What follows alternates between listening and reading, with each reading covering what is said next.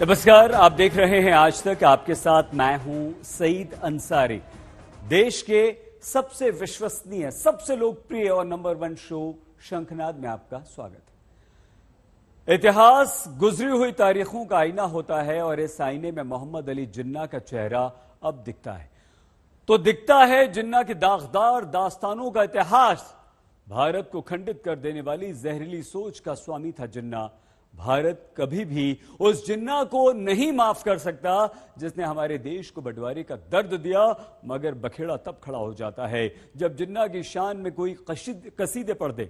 ऐसा ही कुछ कर दिया समाजवादी पार्टी के मुखिया अखिलेश यादव ने जिन्ना और गांधी, नेहरू, पटेल के बरबख्स जिन्ना को खड़ा कर दिया। अब पूरी यूपी की राजनीति में बवाल मचा है।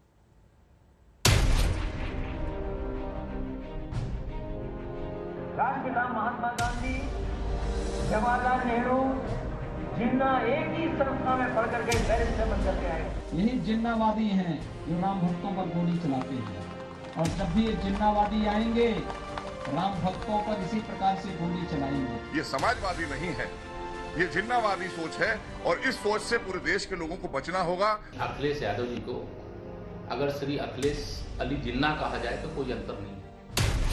एक ऐसा आदमी जिसकी नफरत वाली सोच रही हो, एक ऐसा आदमी जिसने अखंड भारत का विरोध किया हो, एक ऐसा आदमी जो द्विराष्ट्र सिद्धांत का पैरोकार रहा हो, एक ऐसा आदमी जो देश के बंटवारे का गुनहगार रहा हो, ऐसे ही आदमी को क्रांतिकारी कहा है समाजवादी पार्टी के मुखिया ने। राष्ट्रपिता महात्मा गांधी, जवाहरलाल नेहरू, जिन्ना एक ही संस्था में पढ़ करके बैरिस्टर बन करके आए। तो जिन्ना को हम याद करें तो उनके विचारों की कुछ ऐसी ही सूरत नजर आती है। ऐसे विचार जिसे समाजवादी लोहिया ने भी कभी स्वीकार नहीं किया, ऐसे विचार जिस पर नेताजी कभी मुलायम नहीं हो सके। लेकिन यूपी चुनाव की ऐसी मजबूरी सिर पर आई कि देश को खंड खंड करने वाली जिन्ना की सोच पर अखिलेश मेहरबान हो गए, और ऐसे मेहरबान हुए कि गांधी, नेहरू, पटेल और जिन्ना अखिलेश के लिए समान हो गए। सरदार पटेल जी, राष्ट्रपिता महात्मा गांधी, जवाहरलाल नेहरू, जिन्ना एक ही संस्था में पढ़ करके बैरिस्टर बन करके आए। एक ही जगह पर पढ़ाई लिखाई की उन्होंने, वो बैरिस्टर बने, उन्होंने आजादी दिलाई। उन्हें किसी भी तरीके से किसी का भी संघर्ष करना पड़ा होगा तो वो पीछे नहीं हटे। तर्क कोई भी हो, दलील कुछ भी हो, लेकिन देशभक्तों की कतार में जिन्ना किसी को कैसे स्वीकार होगा, और जिसे स्वीकार होगा उस पर भी प्रहार होगा। ये वही लोग हैं, जाने अनजाने में उनके मुंह से निकल जाता है। यही जिन्नावादी हैं जो राम भक्तों पर गोली चलाते हैं, और जब भी ये जिन्नावादी आएंगे राम भक्तों पर इसी प्रकार से गोली चलाएंगे। लेकिन अब राम भक्तों पर गोली नहीं चलेगी, अब आतंकवादियों पर गोली चलेगी। अब समझने की जरूरत है कि अखिलेश के इस बयान को नासमझी माना जाए या सियासत का वो दांव जिसके केंद्र में है 20% मुस्लिम वोट और लक्ष्य है यूपी चुनाव। कहीं जिन्ना वाले प्रेम के पीछे अखिलेश का मुसलमानों को साथ लाने वाला गेम तो नहीं, क्योंकि इन वोटों पर हर विपक्षी दल के डोरों ने समाजवादी पार्टी को कुछ डरा दिया है, और यही डर अखिलेश के मन में जिन्ना बनकर घर कर गया है। ये समाजवादी पार्टी नहीं, नमाजवादी पार्टी है, और ऐसी पार्टी को उत्तर प्रदेश की जनता चुनाव में सबक सिखाने का काम करेगी। ये ऐसी पार्टी को जिस भाषा में ये समझना चाहते हैं जनता उस भाषा में समझाने का काम करेगी, और 2022 में 2017 से भी बुरे हालात समाजवादी पार्टी के होंगे। इस तरह की बातें करना बचकानी हरकत से ज़्यादा कुछ नहीं है, क्योंकि जिसने मेहनत नहीं किया, अपने पिताजी की बनाई हुई कुर्सी पर बैठ करके 5 साल वीडियो गेम में बिता दिए, निकाल दिए, तो वो क्या इस तरह की बातें करेंगे? ऐसा नहीं है कि हरदोई की जिस रैली में अखिलेश की जुबान से जिन्ना वाला जिन्न निकला, वहाँ सिर्फ इसी मुद्दे पर बात हुई। अखिलेश ने किसानों का मुद्दा उठाया, प्रदेश की कानून व्यवस्था का हाल बताया, बीजेपी पर धर्म जाति की राजनीति का आरोप लगाया। आज वही लोग जो देश को एक करने की बात कर रहे हैं, वो हमें और आपको जातियों धर्म में बांट रहे हैं। अगर हम जातियों धर्म में बढ़ जाएंगे तो हमारा देश क्या होगा? दुनिया में हमारे देश की सबसे बड़ी पहचान यही है कि हम अलग अलग जाति के, अलग अलग धर्म के लोग एक साथ एक धरती पर रहने का काम करते हैं। मगर सरकार पर इन हमलों के बीच अखिलेश ने जिन्ना को आजादी का ऐसा नायक बताया तो यूं कहें कि बैठे बैठाए ही मुसीबत को गले लगाया। दिल्ली में जितेंद्र बहादुर सिंह, हरदोई में प्रशांत पाठक, लखनऊ में अभिषेक मिश्र और सत्यम मिश्रा के साथ आज तक ब्यूरो। कहने के लिए तो 73 साल पहले कराची में जिन्ना की मौत हो गई है, मगर उत्तर प्रदेश की चुनावी राजनीति में जिन्ना गाहे बगाहे जिंदा होता रहा है। इस बार भी जिन्ना के नाम के जिन्न ने उत्तर प्रदेश की राजनीति में उत्पात मचा दिया। अखिलेश के मुंह से जिन्ना की तारीफ का जो गुलदस्ता निकला उसने गदर मचा दिया। अब अखिलेश को ये नसीहतें दी जा रही हैं और हंगामा बरपा है कि अखिलेश ऐसा क्यों किया।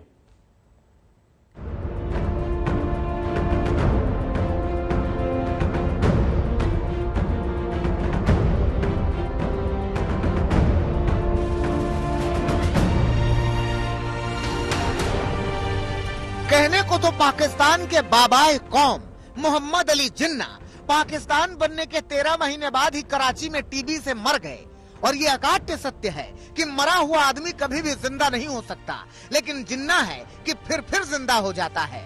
और कराची, मुल्तान, इस्लामाबाद, लाहौर, रावलपिंडी में नहीं, हरदोई, हाथरस, अलीगढ़, बलिया, बनारस, बख्तावरपुर में तो फिर जिंदा हुआ है जिन्ना। यूपी में चुनाव है, जिन्ना के नाम पर तनाव है। उन्होंने ये बता दिया कि अभी देश के अंदर ऐसी विचारधारा के लोग हैं जो भारत के टुकड़े करने वाले लोगों के साथ खड़े दिखाई देते हैं। ये समाजवादी नहीं है, ये जिन्नावादी सोच है और इस सोच से पूरे देश के लोगों को बचना होगा और उन्हें पूरे देश से माफी मांगना चाहिए कि देश के महापुरुषों का अपमान किया है।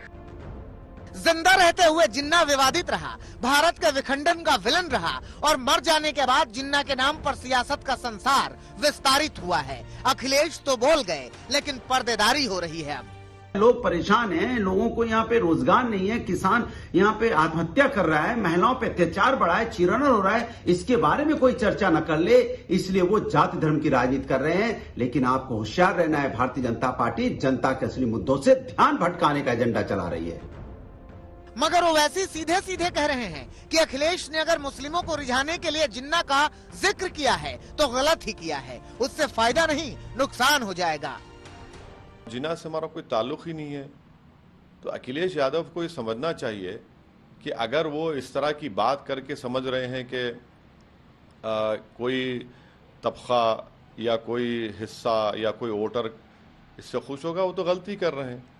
उनको अपने एडवाइजर्स को चेंज करना चाहिए या खुद को उनको पढ़ना भी चाहिए। और कांग्रेस कह रही है कि अखिलेश को असली मुद्दे उठाने चाहिए। मुझे लगता है कि अखिलेश यादव जी बहुत सारी ऐसी बातें बोल रहे हैं और बहुत सारी ऐसी चीजें कर रहे हैं जो उनको एक विपक्ष में रहकर असल मुद्दों पे बात होनी चाहिए। अखिलेश यादव जी किसान की बात करते हुए नहीं दिख रहे हैं, वो महिलाओं की बात करते हुए नहीं दिख रहे हैं, बेरोजगारों की बातें कम करते। बातें इन सब मुद्दों पर होनी चाहिए। वैसे जिन्ना के नाम पर यूपी में विवाद ना तो नया है, ना पहला और ना ही आखिरी। 2018 में भी जिन्ना को लेकर जबरदस्त विवाद छिड़ा था। अलीगढ़ यूनिवर्सिटी से जिन्ना की तस्वीर हटाने को लेकर बीजेपी ने जबरदस्त मुहिम छेड़ दी थी। बीजेपी ने बीच में दावा किया कि जिन्ना की तस्वीर हटा दी गई है, मगर बताया यही जा रहा है कि जिन्ना की तस्वीर अपनी जगह पर कायम है। ऐसे में कांग्रेस पूछ रही है कि बीजेपी की मुहिम का क्या हुआ। क्या भारतीय जनता पार्टी वालों ने एएमयू से जिन्ना की तस्वीर हटवा दी? क्या आने वाले चुनाव सावरकर और जिन्ना पर होंगे? कांग्रेस पार्टी आने वाले चुनाव में असलियत के मुद्दों पर चुनाव लड़ेगी, किसी जिन्ना पे और किसी सावरकर पर नहीं। कांग्रेस ये सब इस वजह से याद दिला रही है क्योंकि अलीगढ़ मुस्लिम यूनिवर्सिटी से जिन्ना की तस्वीर हटाने को लेकर योगी आदित्यनाथ ने भी कड़ा बयान दिया था। मुख्यमंत्री योगी आदित्यनाथ ने तब कहा था कि जिन्ना का महिमा मंडन बर्दाश्त नहीं किया जाएगा। वहीं उप मुख्यमंत्री केशव प्रसाद मौर्य ने जिन्ना को देश का दुश्मन बताया था और कहा था कि देश के दुश्मन के लिए किसी के दिल में जगह नहीं। बीजेपी सीधे तौर पर आरोप लगा रही है कि अखिलेश तुष्टीकरण की राजनीति कर रहे हैं। तुष्टीकरण की जब सीमाएं पार करने का प्रयास होता है तो ये जिन्ना को याद करते हैं जो सो कॉल्ड सेकुलर होते हैं। उनकी जो 400 सीटें से 300 बन गई, 300 से अब उनको कुछ भी नहीं दिखता वो साइकिल पे किसी को सवार करते हैं, वो पंचर होती जा रही है। तो अखिलेश जी के जो मुंगेरी लाल के सपने थे वो खत्म होते जा रहे हैं।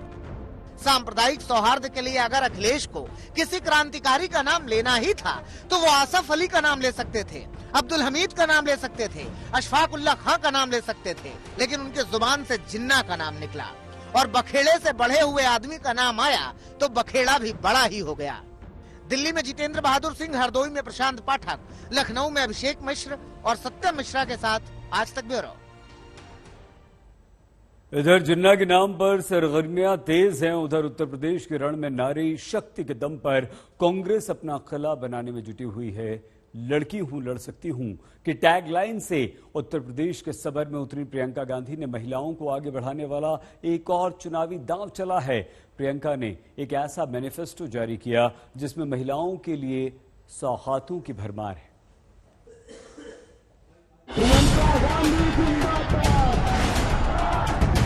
40% महिलाएं जब राजनीति में आएंगी तब राजनीति को बदल डालेंगी, ये मेरा दावा है।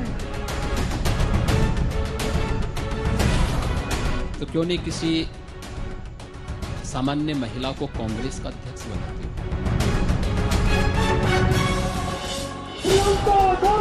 उत्तर प्रदेश में सियासी जमीन मजबूत करने के लिए कांग्रेस शक्ति साधना में जुटी है और कोशिश यही है कि शक्ति के रूप में महिलाओं को साध कर कांग्रेस के पक्ष में चुनावी माहौल तैयार किया जाए। चेहरा प्रियंका गांधी का है और इस चेहरे के साथ तमाम घोषणाओं के जरिए महिलाओं को लुभाने की कोशिश की जा रही है। यूपी के चुनाव में 40% सीटें महिलाओं को देने का वादा कांग्रेस पहले ही कर चुकी है। अब पार्टी ने महिलाओं को लेकर अलग से घोषणा पत्र भी जारी कर दिया है। महिलाओं से कांग्रेस के किए वादों के मुताबिक हर परिवार को सालाना 3 मुफ्त सिलेंडर, सरकारी बसों में महिलाओं को फ्री यात्रा, छात्राओं को स्मार्टफोन और स्कूटी, सरकारी पदों पर 40% महिलाओं की नियुक्ति, आशा और आंगनबाड़ी कार्यकर्ताओं को 10,000 का मानदेय और वृद्धा विधवा पेंशन 1,000 रुपए प्रतिमाह देने का वादा किया गया है। हमारी सरकार आपको साल में 3 सिलेंडर मुफ्त देगी। आप मेरे दिल के बहुत करीब हो, आपके लिए सब कुछ। आप जब सरकारी बस में यात्रा करेंगी तो आपकी यात्रा मुफ्त होगी। आंगनबाड़ी और आशा बहुएं दिन रात काम करती हैं, उनको कम से कम 10,000 रुपए का मानदेय मिलेगा। यूपी में चुनावी अभियान शुरू करने के साथ ही महिलाओं पर प्रियंका गांधी का फोकस है। यही वजह है कि चुनावी सभाओं में प्रियंका गांधी बार बार ये बात दोहरा रही हैं कि महिलाओं की लड़ाई सिर्फ कांग्रेस ही लड़ रही है। मैं अपनी बहनों से कहना चाहती हूँ कि मैं आपके लिए लड़ूंगी, कांग्रेस पार्टी आपके लिए लड़ेगी और मैं आपको वो शक्ति देना चाहती हूँ जिसके जरिए आप खुद अपनी लड़ाई मजबूती से लड़ पाएंगी। 40% महिलाएं जब राजनीति में आएंगी तब राजनीति को बदल डालेंगी, ये मेरा दावा है। महिलाओं को लेकर वादों वाला ये दांव कांग्रेस पर हमले का हथियार भी बन गया है। योगी आदित्यनाथ पूछ रहे हैं कि कांग्रेस पार्टी का अध्यक्ष किसी महिला को क्यों नहीं बनाती? तो क्यों नहीं किसी सामान्य महिला को कांग्रेस का अध्यक्ष बनाते हो? बनाओ ना, आराधना मिश्रा मोना को बना दो अपने राष्ट्रीय अध्यक्ष।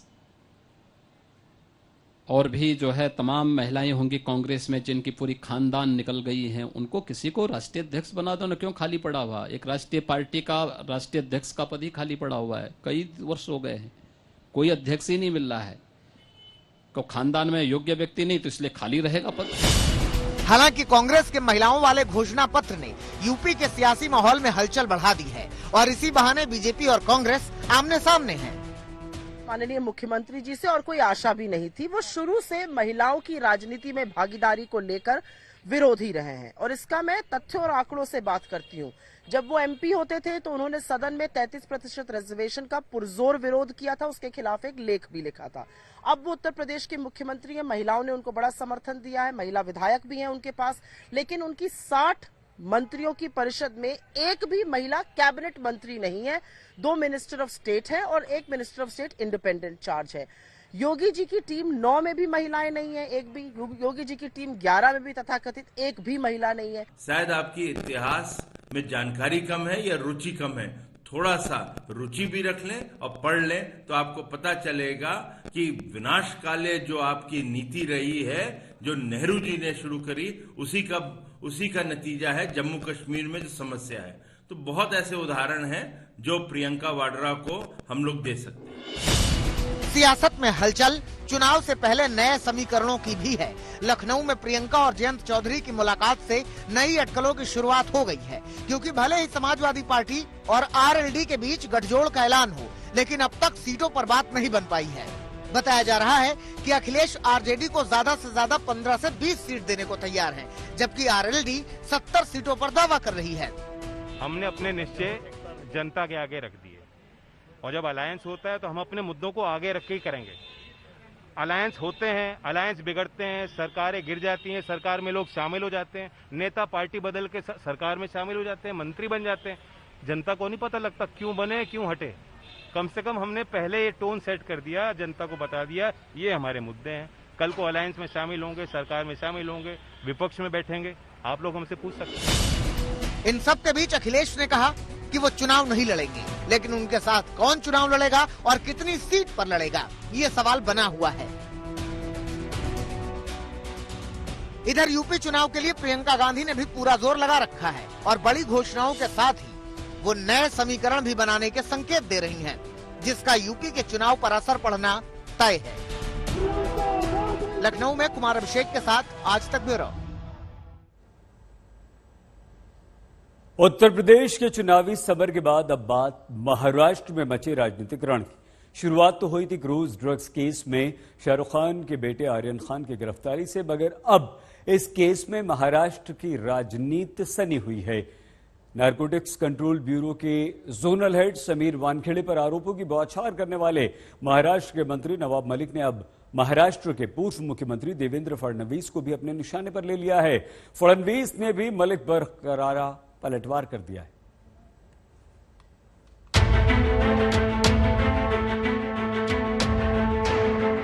कि जयदीप राणा जेल में बंद है, ड्रग ट्रैफिकिंग के केस में गिरफ्तारी हुई है, लेकिन उनके रिश्ते महाराष्ट्र के पूर्व मुख्यमंत्री श्री देवेंद्र फडणवीस जी से भी हैं। अब उन्होंने एक फुलझड़ी जलाई है तो बम तो फूटेगा। मन्नत में आर्यन ने आराम की जिंदगी जीनी शुरू कर दी है, लेकिन मुंबई की सियासत का आराम हराम हो गया है। वानखेड़े के खिलाफ आरोपों के तीरों का तरकश सजाए मलिक ने पहले ही चक्रव्यूह रच लिया था। अब इस चक्रव्यूह में महाराष्ट्र के पूर्व मुख्यमंत्री देवेंद्र फडणवीस को लाकर उन पर तीर छोड़ा गया है, जिसका फडणवीस ने जवाब दिया। हम बताना चाहते हैं देश को कि जयदीप राणा जेल में बंद है, ड्रग ट्रैफिकिंग के केस में गिरफ्तारी हुई है, लेकिन उनके रिश्ते महाराष्ट्र के पूर्व मुख्यमंत्री श्री देवेंद्र फडणवीस जी से भी हैं। रिवर मार्च ये जो संगठन मुंबई में काम करती है, इस संगठन ने जो रिवर एंथम तैयार किया, उस रिवर एंथम के लिए जो टीम हमारे पास आई थी, उस टीम के क्रिएटिव टीम का एक हायर्ड आदमी, जिसने वो पूरी टीम ने हमारे साथ उस समय फोटो खिंचवाए और उस व्यक्ति को 4 साल बाद आज एनसीबी ने अरेस्ट किया। ये 4 साल पहले का फोटो है। मलिक यही नहीं रुके, उन्होंने मांग की कि देवेंद्र फडणवीस के खिलाफ भी सीबीआई की जांच होनी चाहिए। जवाब में फडणवीस ने भी पलटवार किया। पूरा ड्रग का खेल कहीं न कहीं देवेंद्र जी के आशीर्वाद से महाराष्ट्र में चल रहा है, चल रहा था, ये स्पष्ट है। और हमें लगता है, हम मांग करते हैं कि जिस तरह से लगातार हाई कोर्ट में लोग जा रहे हैं कि इसकी सीबीआई जांच हो। वो हिंदी में कहते हैं खिसियानी बिल्ली खंबा नोचे, इस प्रकार की अवस्था नवाब मलिक की हुई है। लेकिन मैं इतना ही कहना चाहता हूं, अब उन्होंने एक फुलझड़ी जलाई है तो बम तो फूटेगा और दिवाली के बाद फूटेगा, और दिवाली के बाद नवाब मलिक इनके अंडरवर्ल्ड के साथ क्या संबंध है, इसके सबूत मैं आपको भी दूंगा और राष्ट्रवादी कांग्रेस पार्टी के जो अध्यक्ष है श्री शरद पवार जी, इनको भी मैं वो सबूत दूंगा।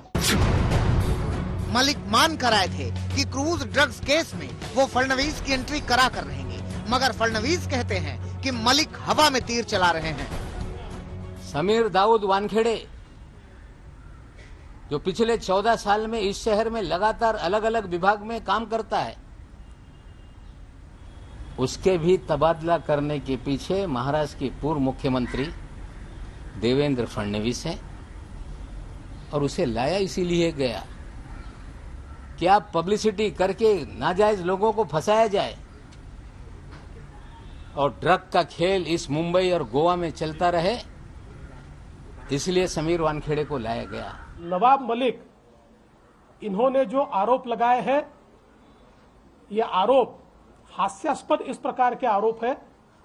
इसका कारण मैं इतना ही कहना चाहता हूं कि यहां पर कि जिस प्रकार से हवा में तीर चलाने का काम वो कर रहे हैं, मैं वापस कहता हूं, खिसियानी बिल्ली खंबा नोचे। और एक बात मैं नवाब मलिक को कह देना चाहता हूं, मैं कांच के घर में नहीं रहता। इधर मलिक के आरोपों से लगातार परेशान हो रहे वानखेड़े दिल्ली में ST/SC कमीशन पहुंचे अपना पक्ष रखने के लिए कि उनके दस्तावेज सही हैं। अब क्रूज ड्रग्स केस आर्यन से बहुत आगे निकलकर महाराष्ट्र की सियासत की धुरी बना हुआ है। आज तक ब्यूरो।